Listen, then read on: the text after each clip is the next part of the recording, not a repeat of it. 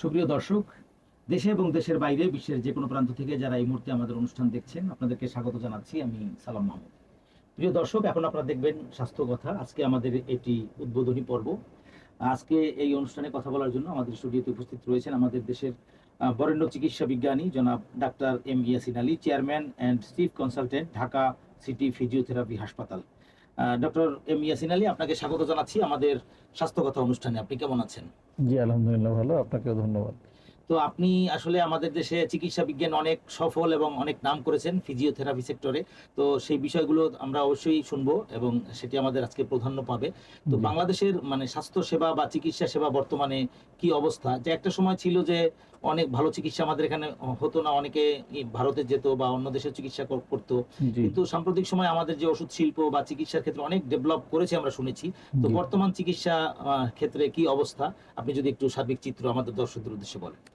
অনেক ধন্যবাদ। খুবই গুরুত্বপূর্ণ একটি বিষয় নিয়ে আমরা আলোচনা করছি। আসলে বাংলাদেশের প্রেক্ষাপটে যদি আমরা ধরি যে এখন স্বাস্থ্যসেবা কয়েকটা সেক্টর আছে। যেমন দেখা যায় যে কিছু আছে ইমার্জেন্সি চিকিৎসা সেবা, কিছু আছে মধ্যম, কিছু আছে রিহ্যাবিলিটেশন সেবা। মানে যেমন সাপোজ ফর এক্সাম্পল একটা স্ট্রোকের রোগীকে যদি আপনি চিন্তা করেন, তার প্রাথমিকভাবে তাকে লাইফ সেভ করার জন্য একটা সেবা দরকার এবং সেটাকে স্টেবল হওয়ার পরে তাকে দেখবেন যে এক সাইড প্যারালাইজড হয়ে গেছে, তাকে আবার পূর্বের জায়গায় ফিরিয়ে নিয়ে যাওয়ার জন্য আরেক ধরনের সেবা দরকার, সেটাকে আমরা রিহ্যাবিলিটেশন সেবা বলি। ঠিক তেমনই আপনি যেটা যথার্থ বলেছেন, একটা সময় মানুষ কিন্তু চিকিৎসার জন্য পার্শ্ববর্তী দেশ ইন্ডিয়া বা যাদের বেশি সামর্থ্য আছে থাইল্যান্ড, সিঙ্গাপুর, বিভিন্ন জায়গায় যেত। দেখেন কোভিডের সময় মানুষ কিন্তু আর বাইরে যেতে পারছে না, তখন কিন্তু দেশেই তারা চিকিৎসা নিয়েছে এবং তারপর থেকে মানুষের কিন্তু একটা জিনিস আমরা আমাদের মানে পার্সোনাল এক্সপিরিয়েন্সে দেখছি, মানুষ কিন্তু কিছুটা হলেও আমাদের চিকিৎসকদের প্রতি আস্থাভাজন হয়েছে, প্রতিষ্ঠানগুলোর প্রতি আস্থাভাজন হয়েছে যে ওই সময় যখন আমরা বাইরে যেতে পারিনি, ভালো চিকিৎসা বাংলাদেশে পেয়েছে। তো এখন কিন্তু অনেকেই দেশের বাইরে যেতে চাই, বেড়াইতে যেতে চাই, চিকিৎসার জন্য না। জি। তবে হ্যাঁ, প্রত্যেকটা জায়গায় দেখবেন আপনি কিছু তো মানুষের ভুল ত্রুটি থাকতে পারে বা একই প্রফেশনে সবাই হয়তো একই রকম নাও হতে পারে। তবে বর্তমান প্রেক্ষাপটে এখন তো আপনি জানেন যে আধুনিক যুগ। এখন আপনি একটা ওয়ার্ল্ডে যে জিনিসটাই আবিষ্কার হচ্ছে, আপনি কিন্তু যখনই হচ্ছে তখনই সেটা জেনে যাচ্ছেন। একটা সময় একটা ১ মাস পরে একটা আর্টিকেল পাবলিশড হবে। একটা ওই পাবলিশড মানে আর্টিকেলটা পড়ে আমি কিছু জ্ঞান অর্জন করব। সেই সুযোগ তো মানে এখন সেই যুগ নেই। এখন আপনি কোনো কিছু হলেই সঙ্গে, সঙ্গে আপনি নেটে সার্চ দিচ্ছেন। আপনি আপডেট স্টাডি পেয়ে যাচ্ছেন। সো একটা নতুন ওষুধ আবিষ্কার হলো, সেটা আপনি সঙ্গে, সঙ্গে জেনে যাচ্ছেন। আরেকটা যেটা আপনি বলেছেন ওষুধ শিল্পের কথা, এখন বাংলাদেশে ওষুধ যে কোম্পানিগুলো রয়েছে মেজরিটি তারা বাইরে এক্সপোর্ট করে। আপনি জানেন যে ওষুধের দেশের চাহিদা মেটানোর পরেও তারা বাইরে এক্সপোর্ট করছে। সো তারা খুবই স্বয়ংসম্পূর্ণ। এই জন্য আমরা বলবো যে বর্তমান বাংলাদেশের যে প্রেক্ষাপট, মানে চিকিৎসার জন্য বাইরে যাওয়ার প্রয়োজন নেই। তবে হ্যাঁ, আমাদের কিছু নেগলিজেন্সি আছে। আমরা প্রফেশনাল হিসেবে নিজেদের দায় স্বীকার করব। অনেক সময় কিছু সিনিয়র প্রফেশনাল বা অনেকে অনেক ব্যস্ততার কারণে রোগীদেরকে একটু সময় কম দেন, যার কারণে রোগীদের একটা আক্ষেপ থাকে। তো আমরা সেই জায়গাটায় নিজেরা যদি একটু সচেষ্ট হই যে আমরা একটা নির্দিষ্ট পরিমাণ রোগী দেখি, রোগীকে একটু যথেষ্ট সময় যদি দিই, তার হিস্ট্রিগুলো আমরা যদি সঠিকভাবে নিই, তার যে মেন্টাল স্যাটিসফ্যাকশন সেটা হবে, তখন কিন্তু রোগীরা বাইরে যাওয়া থেকে নিজেদেরকে বিরত রাখবে বলে আমি মনে করি। জি। তো আমাদের দেশে আমরা গত কয়েক বছরে যেটি লক্ষ্য করলাম যে আমাদের দেশের যারা রোগী তারা কিন্তু প্রাকৃতিক চিকিৎসার প্রতিও একটা আকর্ষণ এবং বিশেষ করে অ্যালোপ্যাথিক বা বিভিন্ন চিকিৎসা যখন কাজ করে না তখন তারা ফিজিওথেরাপির উপরে নির্ভর করে এবং সাম্প্রতিক সময় আমরা দেখলাম যে ফিজিওথেরাপির প্রতি মানুষের প্রচণ্ড আকর্ষণ এবং এখানে অনেক সফলতা বা সুফল পাচ্ছে। তো আপনি একজন এই ফিজিওথেরাপির উপরে গবেষক বা আপনি প্রতিষ্ঠান করেছেন। তো আপনার দৃষ্টিভঙ্গিতে আমাদের এই ফিজিওথেরাপি চিকিৎসা আসলে কিভাবে কাজ করছে আমাদের দেশের রোগীদের জন্য?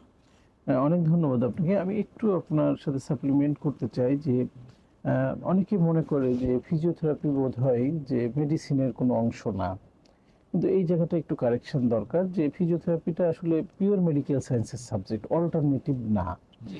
এই জন্য অল্টারনেটিভ না, আপনি এই সাবজেক্টের যদি শুরুটা আপনি বলি যে ঢাকা বিশ্ববিদ্যালয়ের মেডিসিন অনুষদ আছে একটা, সেই অনুষদে এমবিবিএস যেটা bachelor of medicine and surgery, BDS যেটা ব্যাচেলর অফ ডেন্টাল সার্জারি, আমাদের সাবজেক্টটা বিপিটি ব্যাচেলর অফ ফিজিওথেরাপি, একই অনুষদের সাবজেক্ট। জি। তো আমাদের যে কোর্স কারিকুলাম সেখানেও আমাদের জেনারেল মেডিসিন পড়ানো হয়। তো বিষয়টা হলো এরকম যে আমরা মেডিসিনের সাথে যেমন মনে করেন আপনার সাপোজ ফর এক্সাম্পল আপনার ঘাড় ব্যথা হলো, ব্যথাটা ঘাড় থেকে রেডিয়েট করে হাতের দিকে চলে আসছে, হাতটা ঝিনঝিন অবশ অবশ মনে হচ্ছে। এখন এই রোগটাকে আমরা কয়েকটা কারণে হতে পারে, যেমন আমরা দেখি যে সার্ভাইকাল রিজনে নার্ভের উপর চেপে থাকলে এরকম হয়, সেটা ডিস্ক প্রোলাপসের কারণে হতে পারে, সার্ভাইকাল স্পন্ডাইলোসিসের কারণে হতে পারে। তো এখানে কিন্তু শুধু ওষুধ খেলেও রোগীটা ভালো হবে না, আবার শুধু ফিজিওথেরাপি নিলেও ভালো হবে না, কম্বাইন্ড ট্রিটমেন্ট দরকার। তা আমরা কিন্তু সেটার পক্ষে, আমরা বলি যে হয়তো কিছু ওষুধেরও প্রয়োজন, পাশাপাশি ফিজিওথেরাপি। কিন্তু এই ব্যথানাশক ওষুধটা দীর্ঘদিন খাওয়া যাবে না, যে দীর্ঘদিন খেলে তার লিভার কিডনির মতো গুরুত্বপূর্ণ অঙ্গ বিকল হয়ে যেতে পারে। সেই ক্ষেত্রে ওষুধের পাশাপাশি ফিজিওথেরাপি নিলে রোগীটা তার মূল যে রুট, যে কারণে তার পেইনটা হচ্ছে, সেটাকে আমরা সমাধান করে দিতে পারি। তো অল্টারনেটিভ পদ্ধতির মধ্যে আমরা যদি যখন যাব, তখন বলবো যে যেমন হোমিওপ্যাথিক ট্রিটমেন্ট আছে, আয়ুর্বেদিক ট্রিটমেন্ট আছে, বা ন্যাচুরোপ্যাথি আছে, সেগুলো হচ্ছে মানে পিওর মেডিকেল সায়েন্সের বাইরে, সেটাকে আমরা বলি অল্টারনেটিভ মেডিসিন বা অল্টারনেটিভ ওয়ে। তো আপনি যথার্থ বলেছেন যে বর্তমান সময়ে, একটা সময় ছিল বাংলাদেশে ফিজিওথেরাপি নিয়ে অ্যাওয়ারনেসটা খুব কম ছিল। জি। মানুষ ব্যথানাশক ওষুধ দিনের পর দিন মুড়ি মুরগির মতো খেত।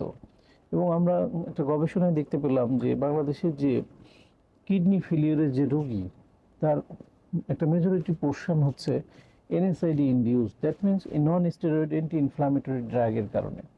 তো আপনি জানেন যে বাংলাদেশে তো 85% মানুষ গ্রাম অঞ্চলে বসবাস করে, গ্রামে বসবাস করে। তারা উইদাউট প্রেসক্রিপশন ফার্মেসি থেকে ওষুধ খেতে থাকে।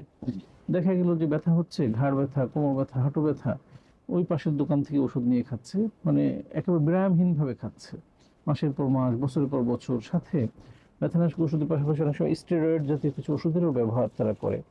ওষুধ খেলে সাময়িকভাবে ব্যথাটা কমে যাচ্ছে, বন্ধ করলে আবার পেনটা চলে আসছে। কি যে রুট কজ, কেন যে ব্যথাটা হচ্ছে, সেটা সম্পর্কে তারা ওয়াকিবহাল না। যার ফলে দীর্ঘদিন ওষুধ খাওয়ার ফলে তাদের কিডনি, লিভার এগুলো ক্ষতিগ্রস্ত হচ্ছে।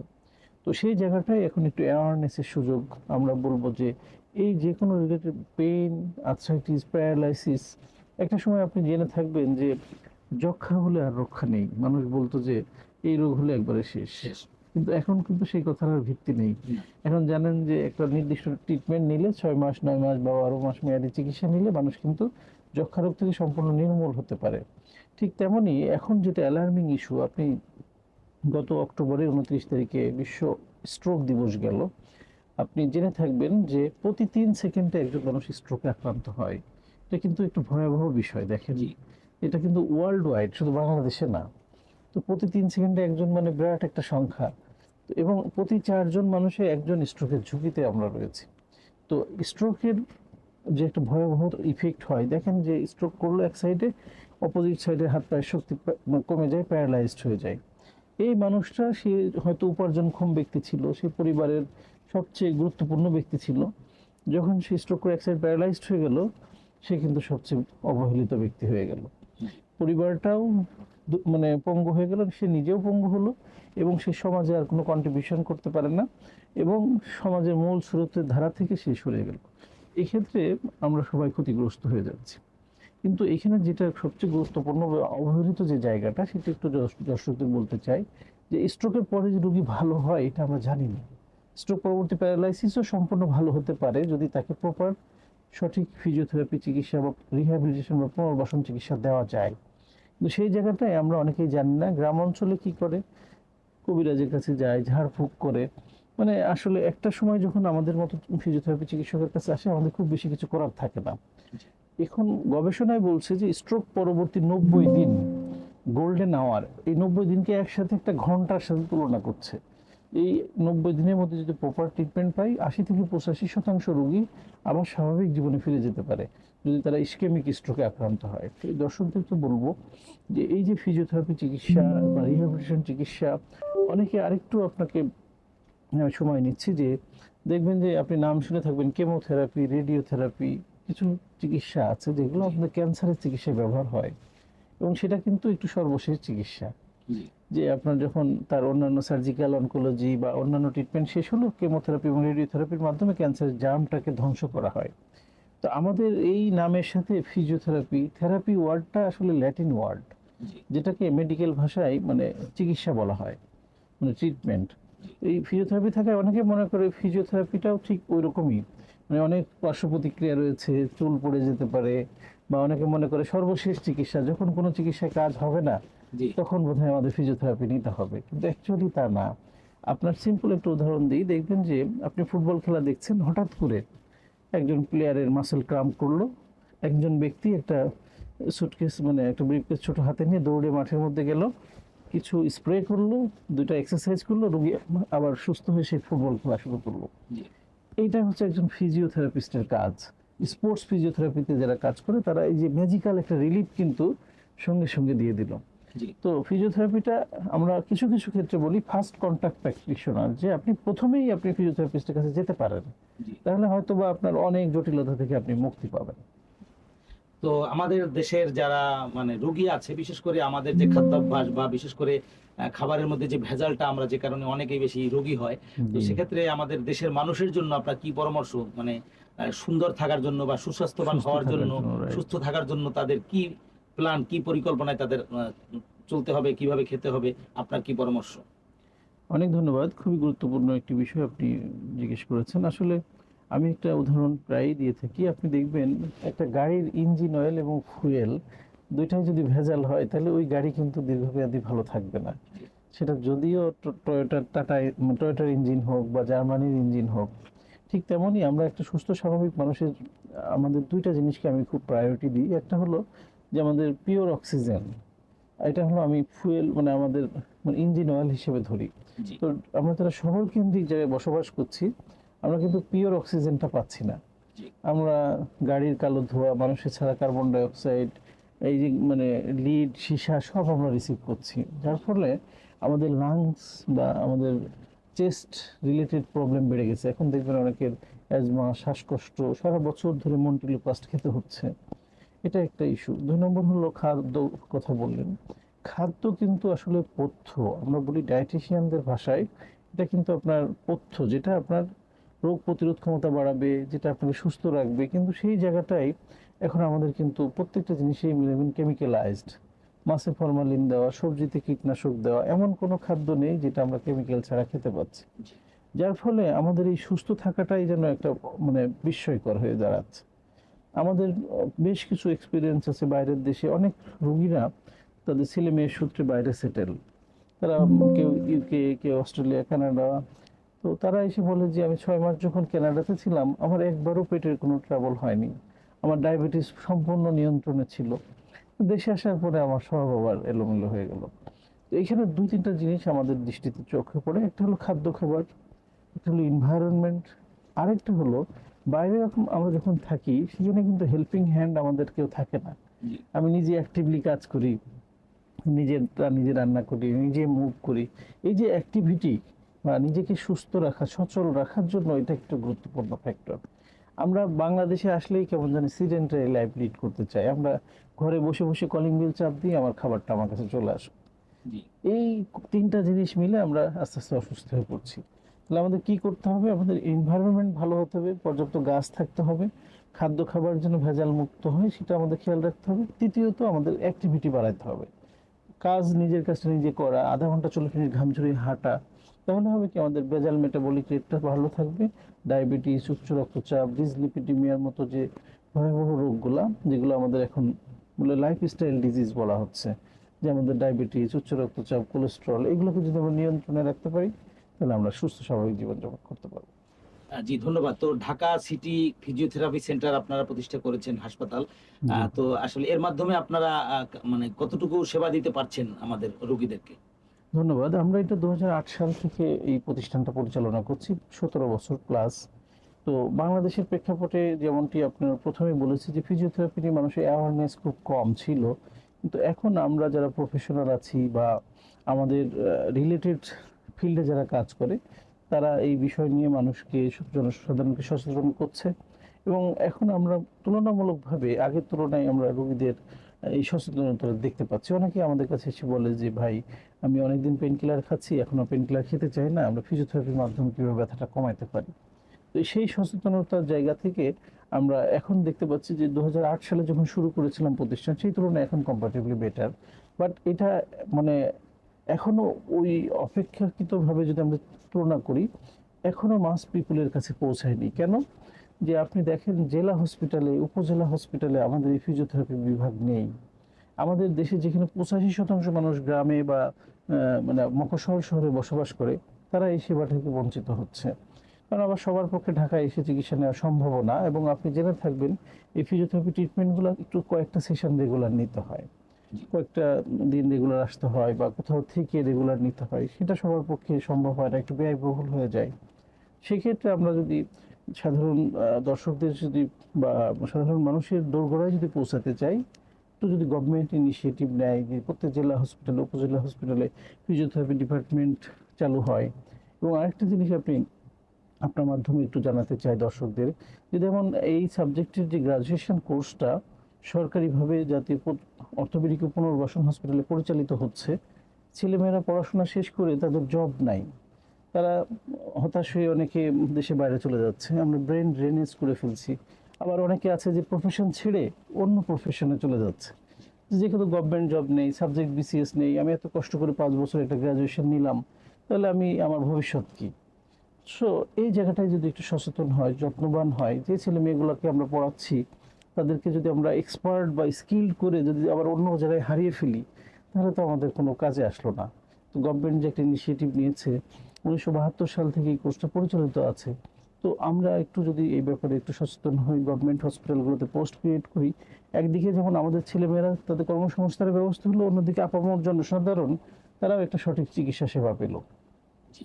তো সেক্ষেত্রে এখন যে ফিজিওথেরাপির যে প্রয়োজন বা সেই অনুযায়ী কিন্তু আমরা এত সাপোর্ট বা এত হাসপাতাল নেই বলে আমরা শুনেছি। বা তো সেক্ষেত্রে আমাদের যারা উদ্যোক্তা বা শিল্পপতি যারা আছেন, তাদেরকে কিভাবে এখানে ইনভলভ করা যায় বা তারা কিভাবে এখানে অবদান রাখতে পারে, মানে ফিজিওথেরাপি এই নিশ্চয় চিকিৎসা নিশ্চয়, বিজ্ঞান? অনেক ধন্যবাদ আপনাকে। যে আসলে এখানে শুধু গভর্নমেন্টের ইনিশিয়েটিভ নিলেই হবে না, এখানে আমরা পাবলিক প্রাইভেট কম্বিনেশনে করতে পারি, বা যাদের সামর্থ্যবান আছেন তারা যদি এ ব্যাপারে উদ্যোগী হয়। হয়তো প্রাইভেট হসপিটালগুলোতে সব জায়গায় ফিজিওথেরাপি বিভাগ অনেক জায়গায় চালু আছে, কিন্তু সরকারি হসপিটালগুলোতে আসলে বেশি ফোকাস করবো। এই কারণে বলছি যে আমাদের বেশিরভাগ মানুষই কিন্তু দরিদ্র সীমার নিচে বসবাস করে। অনেকেই যে আপনার প্রাইভেটভাবে একটা সেবা নিতে গেলে তার যে প্রতিদিনের যে খরচটা দরকার, অনেকেই সেটা বেয়ার করতে পারে না। যেহেতু আমাদের অবকাঠামো আছে, আমাদের সব জায়গায় ইনফ্রাস্ট্রাকচার আছে, ইভেন আপনি ইউনিয়ন হেলথ কমপ্লেক্সে পর্যন্ত সেখানে ফিজিওথেরাপি একটা সেন্টার করা যেতে পারে। কারণ একটা রুমের মধ্যে কিছু ইকুইপমেন্টস নিয়ে একজন মানুষকে পদায়ন করলে সেই সেবাটা সে সেখানে পেতে পারে। সো আপনার জেলা হসপিটাল, উপজেলা হসপিটালগুলোতে এখন 250 বেড হসপিটাল, সেখানে তো জায়গার কোনো সংকুলনের অভাব নেই। আপনি আমাদের জনবলও কিন্তু আছে, আপনি জেনে খুশি হবেন আমাদের গ্র্যাজুয়েট ফিজিওথেরাপিস্টের সংখ্যা বাংলাদেশে 6,500। ইভেন প্রতি বছর প্রায় আমাদের এখন যে রানিং স্টুডেন্ট রয়েছে সেটাও প্রায় 3,500-এর মতো। তো এই ছেলে মেয়েরা পড়াশোনা শেষ করে তারা অনেক সময় হতাশ হয়ে যাচ্ছে, তারা বলছে দেশে কোনো চাকরির ব্যবস্থা নেই, গভর্নমেন্ট লেভেলে আমাদের কোনো এন্ট্রি করার সুযোগ নেই।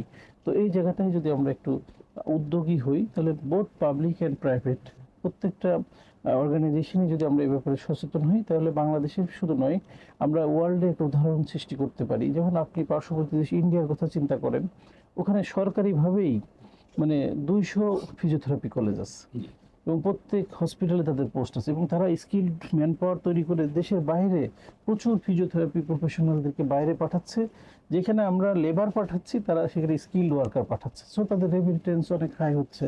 তো এই ব্যাপারগুলোতে আমরা যদি একটু সচেতন হই। আরেকটা জিনিস আপনার মাধ্যমে বলতে চাই, যে বাংলাদেশে দেখেন এখন গড় আয়ু কিন্তু বেড়েছে, শুধু বাংলাদেশে না, ওয়ার্ল্ডেই বেড়েছে। আমাদের এখন গড় আয়ু 73 ইয়ার্স। দেখেন একটা মানুষ 59 ইয়ার্সে সে রিটায়ারমেন্টে চলে যাচ্ছে। এই যে বাকি 14-15 বছর সে যেন অ্যাক্টিভ থাকে, সুস্থ থাকে, তাকে সুস্থ রাখতে হলে আপনাকে ফিজিওথেরাপির বিকল্প নেই।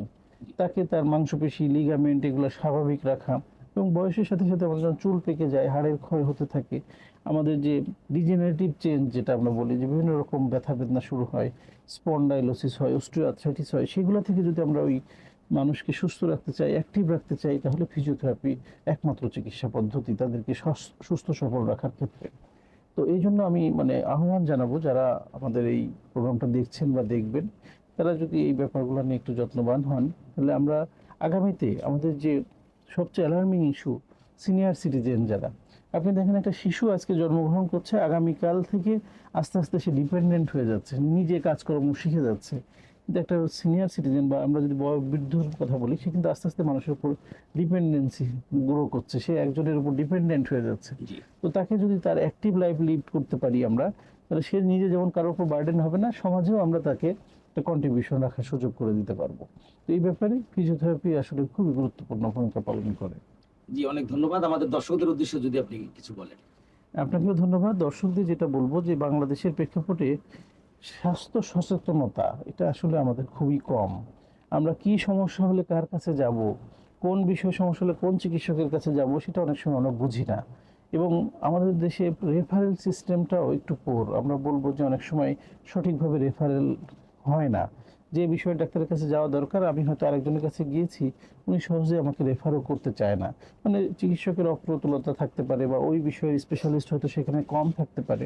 তো সেই সব জায়গা থেকে স্বাস্থ্য সচেতন হওয়ার কথা বলবো। আপনি যে বিষয়ের সমস্যা, দেখেন আপনি একটা ইঞ্জিন যদি কিনেন, সিম্পল একটা ফ্রিজ কিনে নিয়ে আসলেন, আপনাকে একটা ম্যানুয়াল ধরাই দিবে যে এই টুকটাক সমস্যা হলে আপনি কি করবেন, ওইখানে আপনার মানে ইন্টারভেনশনটা কি হবে।